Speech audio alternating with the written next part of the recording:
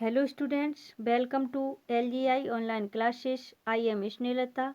तो बच्चों, आज हम CBSE बोर्ड क्लास 10 का सेकंड चैप्टर वाच्य के बारे में चर्चा करेंगे।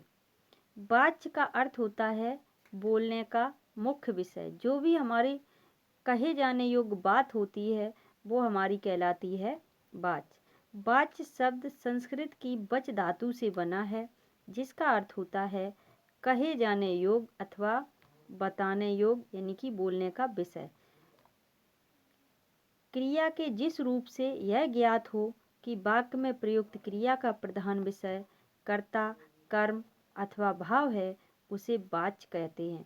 जब हमें ये पता चल जाता है, जिस बात से ये पता चलता है कि जो वाक्य है उसमें कर्ता प्रधान रूप में है या कर्म प्रधान रूप में है या फिर भाव प्रधान रूप में है, तो वो हमारा कहलाता है वाच्य। वाच्य के भेद। वाच्य के 3 भेद होते हैं: कर्तृवाच्य, कर्मवाच्य और भाववाच्य। कर्तृवाच्य मतलब क्रिया का मुख्य संबंध कर्ता के साथ होना।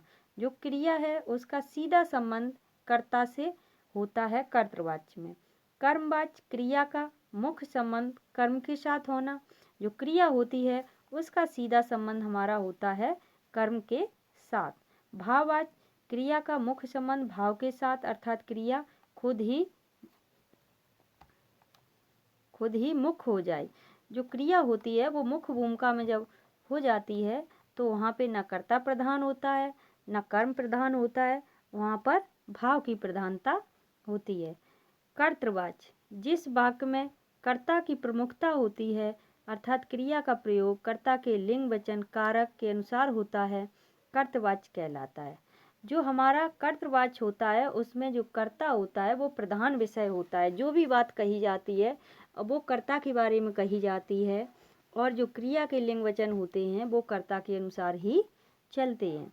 जैसे लिखा है मोहन फल खाता है, तो यहाँ पर मोहन कर्ता है, एक वचन है, पुल्लिंग है। तो यहाँ खाता क्रिया है, ये भी एक वचन है और पुल्लिंग है। अब जैसे कह दिया जाए सीता फल खाती है, तो सीता जो हमारी है वो कर्ता है लेकिन स्त्रीलिंग हो जाएगी, तो यहाँ पर क्या हो जाएगा, तो यहाँ पे क्रिया भी स्त्रीलिंग हो जाएगी। इसमें कर्ता के लिंग वचन तथा पुरुष के अनुसार ही क्रिया के लिंग वचन तथा पुरुष का प्रयोग होता है। जो कर्तृवाच्य होता है उसमें कर्ता के लिंग वचन के अनुसार ही क्रिया का लिंग वचन होता है। विशेष कर्तृवाच्य में सकर्मक और अकर्मक क्रिया में से कोई भी क्रिया हो सकती है, या तो सकर्मक क्रिया होगी या फिर अकर्मक क्रिया होगी। सकर्मक का मतलब होता है जिन क्रियाओं के साथ कर्म साथ हो, और अकर्मक क्रियाओं जिन क्रियाओं में कर्म ना हो। कर्तृवाच्य में कर्ता के साथ से, के द्वारा परसर्ग का प्रयोग नहीं किया जाता है।